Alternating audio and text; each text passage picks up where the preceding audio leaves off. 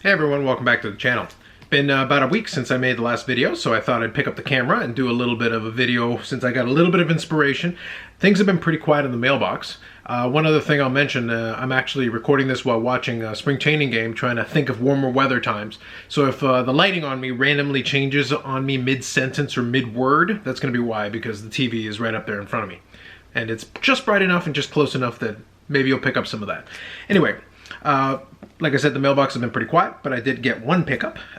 So one more addition for the Modano collection.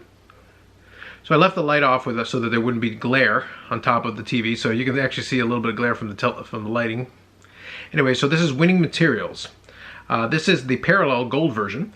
It is numbered to 25, if you can make that out there at the top. 14 to 25. So this is from 2003-2004 SPX. Not something that I specifically was looking out for, but I did see a good price on this on eBay, and they had a best offer, so I made kind of a lowish offer that I was happy paying, and they accepted it. So another addition to the collection, kind of still chipping away at that. I do have a couple of other items that I think are going to be coming up on eBay, but as far as that's concerned, it's going to be slow going for the next little while I get things ramped up back in, probably in March or in April. For now, that's going to be here and there. Now, I was originally going to save the whole video idea I had for a little bit later on, but I thought the pickup was worthwhile since it came on last week, and then if I do pick up anything this week, I'll add it to a video at the end of the week. But for now, I had a little bit of a purchase that wasn't card related that actually made me think about something that was card related. So let me explain. By the way, if you're interested in any more pickups or anything, that's it. As far as the video is concerned, the rest of it is going to be me rambling through this a little bit, but I will show off a couple of cards in when I explain my little story. So the pickup that I'm talking about is that I actually went on Amazon and I picked up the latest album by one of my favorite musicians for the longest time, Matthew Goode. Now the thing with Matthew Goode is that his discography, and I only realized this when I was thinking about it a little bit more, the discography goes back to 1995. Now I haven't been listening to his music the whole time since 95, but I have been listening to his music since the late 90s and the early 2000s when I was in university. So I got a lot of play from a lot of these things that I'm going to show you. So the first album that he actually came out with, and by the way, there is a sports correlation that I'm going to explain, not because of Matthew Goode and not because of the music, but I'll explain why picking up this album and ordering it, I should say, I haven't gotten it in yet, but why ordering this album made me think about a couple of card-related things, and I'll talk about how that relates. But really quickly, just for background, the first album that it came out with the band, so it's a Matthew Goode band, cleverly named, was Last of the Ghetto Astronauts on a good old-fashioned CD. Very exciting. They did come out with a bunch of these on vinyl not that long ago, a couple of years back, and I did pick this one up, and it's actually in a frame in one of my office walls, just because that's the original CD that I got. Again, not back in 95, but a couple of years later when I was in university, but by that point they had come out with a whole bunch of stuff. So you got the EP, so this is Ray Gun, this is one of the EPs. And the thing is, all in all, long story short, overall between CDs and vinyl records, I have every single one of the albums that he created with the band, and then subsequently as a solo artist with a band. I don't know why he just didn't keep calling it Matthew Goode Band, even though it was a different band. But Matthew Goode is the same person.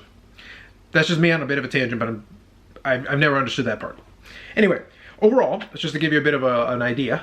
So this isn't everything, but it's a good chunk of it. It's the albums, the regular albums, and then there's a greatest hits album here, the kind of large one in the middle, and then there's a couple of different ones, and one of the other ones that I'll kind of quickly show you, there was a live album here, that was one, live at Massey Hall, and then this one here, Lights in the Endangered Species. This is one of the more recent ones, even though recent isn't that recent. Like I said, I did mention the first one was in 1995, so it means that this year's album actually marks 25 years since the first one, which I didn't fully realize until I thought about it a little bit more. The thing with the Lights of the Endangered Species is that I actually got this one, I ordered it pretty early, and first couple of hundred actually came with the autographed little inner sleeve booklet thing. It's kind of cool. I keep it inside the CD case, and the funniest part about me talking about this, it is appropriate in a way because, you know, on the one hand, you know, music is kind of a thing that still has its popularity in that, but in reality, like, this stuff's all antiquated. Nobody really, on the whole, you know, CDs don't really serve the function they once did. Obviously, I have all of these, And, you know, if you want to talk about quote-unquote antiquated technology that's kind of come back. So this is, I'm going to talk about this more in a minute. But this is the Beautiful Midnight album. And I have a couple of different ones that I picked up on the vinyl version years after the fact. And obviously I had the CD first. But really, if you're going to be looking at the art, would you rather be looking at that? Or would you rather be looking at, you know, this? It's the same thing, but the bigger form factor is a lot nicer in my opinion. I'd rather see that. So, you know, not to drag this out too much, I'll explain how the sports card thing comes into play here. So the point was, I have all these albums that I've accumulated over the years.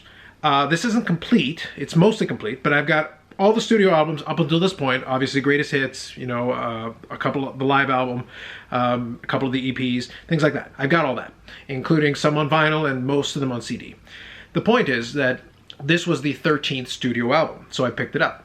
Now the thing is, I've had a chance to listen to it, talking about how this technology is kind of obsolete. I don't pop this into the CD player anymore, even though I used to.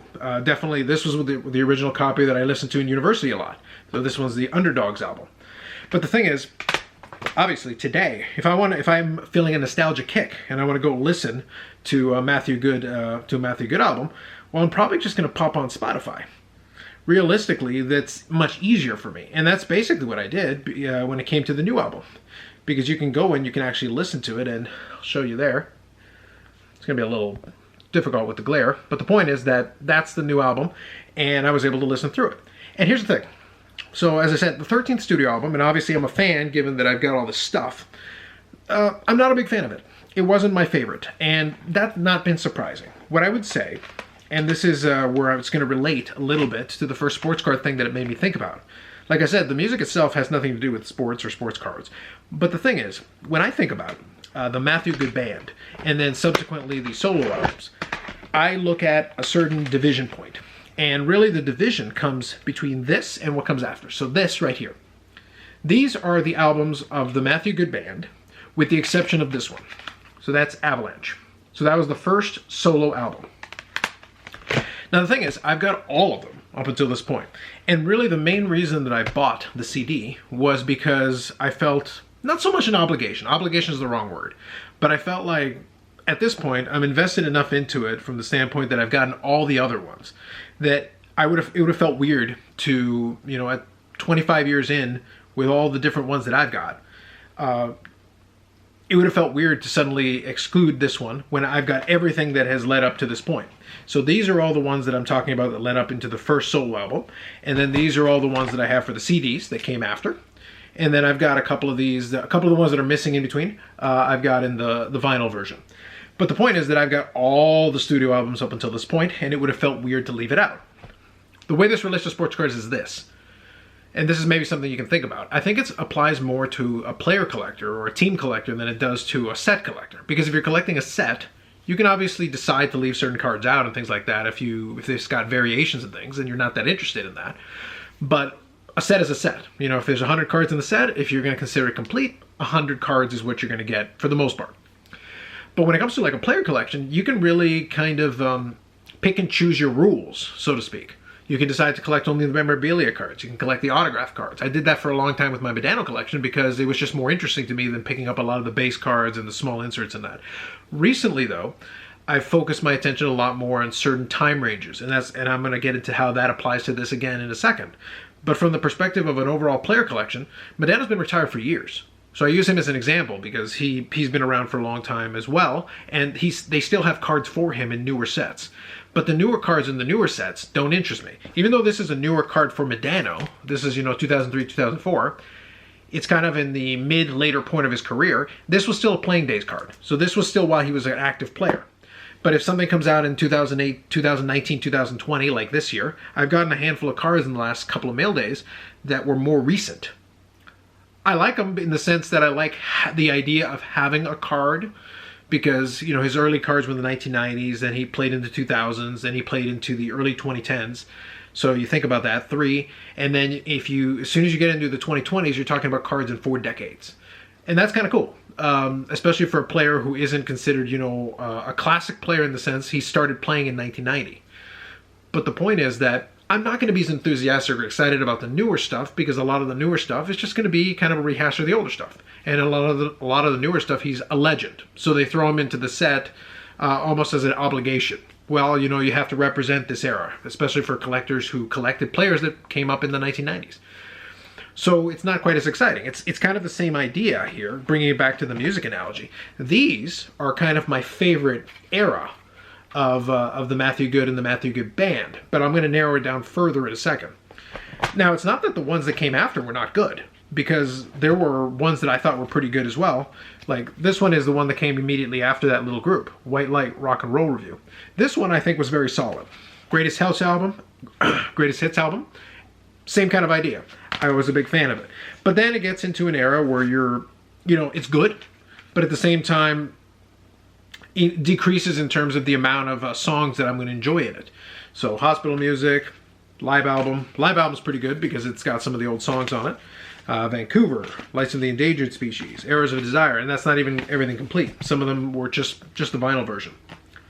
The reason why this is relevant, though, and the reason why I bring it up, is that after a while, when it comes to music or when it comes to your cards, most of the time you're going to develop, especially as you mature as a collector and you do more and more, you're going to develop kind of your niche. You're going to figure out what it is that you like. So the first part of what made me think about the sports card thing was the whole, well, I'm kind of pot committed at this point to keep picking up the studio albums where it comes, even if they don't excite me quite as much, just because music's easy enough that they come out with an album every couple of years, so it's not like they're coming out all the time. But even if I'm less excited about it, I kind of want to support the musician who has brought me a lot of enjoyment over the years. So I've got a separate reason for doing that. But the player collecting element of it, you don't necessarily have to feel compelled to do that. You can kind of cut it off at whatever period of time you do. And I'm just curious if any of you have ever had any thoughts about that, any of you who do any player collecting. Is it just a thing where, have you ever kind of considered, like, am I interested in picking up all of it, even if you know realistically you can't? Do you even pursue it? Or is it a thing where you've already narrowed your scope over the past however long to kind of focus in on ones that just interest you more? And that's kind of a question that I would pose to you. So second thing that made me think about the sports card analogy, and to think how much mileage I'm getting out of this. The second part of the analogy, though, is that focus piece, that concentration on the part that interests you the most. Now, that applies to the player collection thing, but it isn't limited to just that. There are other areas where that can apply too. So first I'll talk about the music, how that applies to the music part, and then I'll talk about how that applies to the cards, and I'll even bring a little vintage into this, just to kind of show you what I'm talking about. So I mentioned earlier, I showed you this album. So this is Beautiful Midnight. So this came out in 1999. So it's been 21 years since this album came out. This was the best-selling album for the band at that time. And the sequel to that, these weren't the first couple of albums. Obviously, there were a handful before that. But this one was the one that really kind of set them off on their way. And this was the next one for the band. This is The Audio of Being. So by that point, they had a couple of albums out already. And this is the one that came right after Beautiful Midnight. Now, here's the thing. This was the last album before the band broke up. And then, as I mentioned earlier, this was the first solo album. And this one, the solo album, came out in 2003. The Audio of Being came out in 2001. So we're talking from 99, 2001, and 2003. So this is a 4-year period where these 3 albums came out. Now here's the thing. When it comes to the discography, like I said, 13 studio albums. In my opinion, these 3 represent the best of this musician, of this artist, even though the discography goes 25 years. Even though after these 3 came, then there was all of this. And even a handful that I don't have in front of me here. But the point is, by this stage, they had come out with maybe about 6 or 7 albums. Well, there would be 6 more, including the one that I'm waiting on Amazon to send my way. So just think about that. The fact that they, in my opinion, they kind of peaked here. But the reason why I think so is that these are all the albums that I can listen to front to back.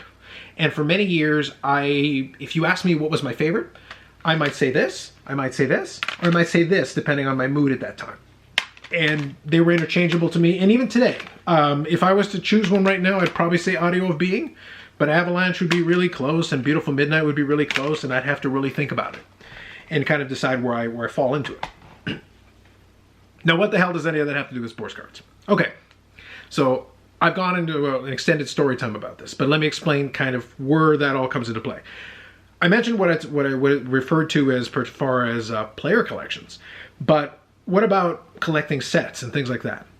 So in the player collection, it's easy. Maybe the new stuff doesn't interest you as much. That's straightforward. That's an easy concept. But when we're talking about vintage cards, you know, we're talking about sets. Sets are sets. Where does that come into play? Well, one of the things that was an ambition of mine when I was a younger collector, you have to excuse me, I still have a little bit of a cold. One of the things that I liked as a younger collector was the idea. I love the romantic notion of putting together a complete run. Because if you collect any vintage, you know there's classic sets, you know, all those sets of, you know, the top sets of the 50s, the 60s, the 70s. And then the Bowman set, you know, the Bowman thing that, you know, starting in 1948, which brought in the modern sports card in the post-war period. And then leading into the end of Bowman, when they lost the war to Topps in 1955, that run was kind of a golden age of baseball cards for a long time. Because then obviously Topps had the monopoly until the 1980s. But the thing is, as I matured kind of as a collector, it wasn't that I didn't like some of the stuff that was available. It's just that I became a lot more interested in trying to focus in on the stuff that really interested me. And the problem that I ran into, and one of the things that was a result of this, is that at various points, at this point, I have a complete 79 Topps set. I have a complete 77, complete 76. 75 is maybe about 20 away from being done. That's not too difficult. I can take care of that. 74 is done.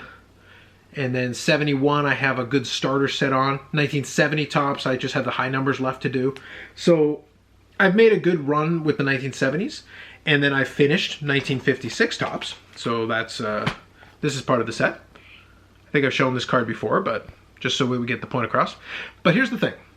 One of the things that I realized, and I'm going to finish the sets that I'm already well on my way to doing, but one of the things I realized was that there are just some sets that flat out I like better. It kind of goes, it's in the same vein as this. I could have this entire collection of all these albums, and the reality is if I was going to just go back and listen to one of them right now, if I was on a nostalgia kick, it would be one of these three. They're going to be, when the next one comes in, there's going to be 13 studio albums, a greatest hits album, a live album, all this stuff. And there's some good music all over this. Some songs that I like in most of these albums, if not all of them. But the thing is, I'm still going to go back to these three. These are the ones that I like the most. These are the ones that I like the best. And these are the ones that do it for me. In the same vein, though, when it comes to collecting, and collecting vintage or collecting anything else, there's just some sets and some things that might catch your eye a little bit more. And maybe you've experienced this and maybe you haven't. But for me, the 56 Topps set was always one of the ones that, you know, if I'm thinking about, you know, a set that I aspired to finish, this was one of the ones, and this card was one of the biggest reasons why. Obviously not a mint condition example. It's got, you know, the pinhole there. I think I've talked about this before. But the thing is, for me, this here took a lot of what was great in the 1955 Topps set and then just added the one added element, because you had a lot of similar ideas happening, but I just like the fact that you've got a little bit of an action shot. Even if it's not always applicable to the player, the idea and the design was, it just worked for me. So this is one of my favorite series, and it's got classic cards all over it. You know, this is just one of them. And you've got almost every significant Hall of Famer of the 1950s represented in this set, because this was the first year that Topps was alone. Again, until the 1980s. So 55, you know, you had Bowman and you had Topps, but then by 1956, they had the whole thing to themselves. And you've got Ted Williams, and you've got Willie Mays, Ernie Banks, Harmon Killebrew, like great players all over the set. As far as the dream, the ambition, though, of putting together this complete set run, years ago, I kind of gave up on it, partially because of the cost, because 52 Topps, for example, would be off the charts, but partially because some of the sets just don't interest me that much. It's something I came to realize that if I wanted to do the complete set run, I'd have to finish the 70s run, of which I named off a bunch of different ones that I have. But then I never really liked 72, never really liked it, never really liked 73, and 78 is okay, but it's one of those things where I probably would just buy a complete set just to get it over with. But the point is that I'm getting it over with rather than enthusiastically pursuing it. A lot of those sets from the 70s don't interest me. 70, just because of the gray borders and how interesting they are, to me is a thing. There's some sets in the 60s that I like, but there's a bunch that I don't. You know, 64 Topps doesn't excite me that much. 65 with the little pennant isn't that great to me. Truth is, there's some sets in the Bowman catalog that are a lot more plain that I like better than some of those sets in the 60s. And I'll use this as an example here. So 54 Bowman. Now this is probably one of the most boring quote-unquote boring Bowman designs. But I just like the card. With a little pastel thing in the corner. Like, obviously this is nowhere near as nice as what the 53 Bowmans were. But the thing is, I still liked it. I think it has its own charm. And the set is reasonably sized, and a lot of the aspects of it I like. So it's one of those things where, like, just the same, I love that. Plus you have that Ted Williams card if you really want to chase something. So there's a variation for you. That's a good one. But Bowman came out with some great sets. And then here's another one. So 52 Bowman. So for me, even though the idea of doing the complete run has gone by the wayside a long time ago, this is a 52 Mickey Mantle. Not the same as the 52 Topps Mickey Mantle, but still a really nice card. And you've got the Willie Mays, and you've got a lot of other Hall of Famers in the set. This would be a set I'd be happy to do. And the 54 Bowman is a set that I am doing and that I'm well on my way to completing. And that's going to be one that I'm going to work on. And then as far as, I already talked about 56.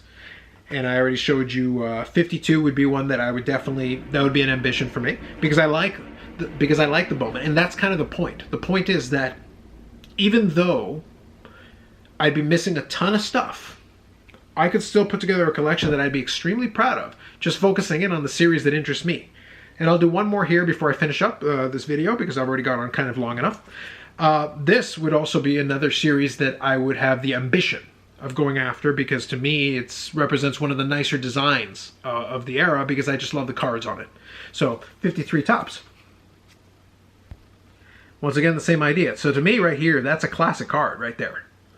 It's not as iconic, quote unquote, as the 52 Topps, but to me it's a classic card. And a lot of cards in this series are classic cards to me. And it's one of those things where I would happily put a set of that together, and that's going to be something that is an ambition for me. The Bowmans, the run of the Bowmans are a lot more interesting to me, and having cards like this, you know, make that closer to being a reality, just because obviously these are some of the bigger cards that you would need in their respective sets. So those are projects that I'm going to be working on. But what that means is just, given that we all have a finite amount of time and most likely a finite amount of resources, if I have to pick and choose, I'm willing to sacrifice 65 Topps. I'm willing to sacrifice, 1972 Topps. I'm willing to sacrifice a lot of sets that a lot of people, I think, would really like. I'll happily sacrifice them in order to put together some of these sets. Even some of those top sets of the 50s that I think are good don't interest me quite as much. 59 Topps, I'm a little lukewarm on. 58 is interesting with the colors. I like that.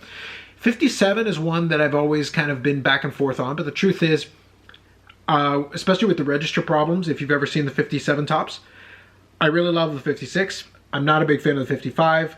I'm not a big fan of the 54. Obviously, I'm a big fan of the 53. So you're kind of getting my point. So if I'm going to pursue a complete run, if my old ambition had been followed, I've got a problem. I end up in the situation, inadvertently, that I end up with the Matthew Goode, where I'm picking up albums that I'm kind of lukewarm on, just because at this point I'm already invested. Well, with the cards, I'm not quite to that degree. I'm not that invested. There's a lot of sets that I haven't even started that I have no reason to kind of pursue. So those are a couple of things that I was kind of stewing on. And to think that all came about from picking up a CD. My question to you was kind of the twofold. The first one is, have you had any thoughts, if you're a player collector, have you ever kind of felt almost compelled to get a card or a series of cards for your player, just because you're trying to either be a completionist or because you feel like some kind of a compulsion to do so rather than a specific desire to get it? And the second one is, if you're someone who has certain ones that you just like better when it comes to sets or whatever, do you try to do any kind of a run like that? Is that something that you try to achieve, especially the vintage collectors? Do you look at set runs, or do you kind of pick and choose which sets you particularly like? Because I've kind of moved into that phase where I'm just kind of looking after the sets that interest me the most. And I think that's where I want to put my time and my energy. And that's kind of where I'm at. So already a long enough video. Thank you if you watched to the end of the video. I appreciate any comments you might have. I'd be happy to reply to anything you have or any questions. And I will catch you in the next video. Thanks very much.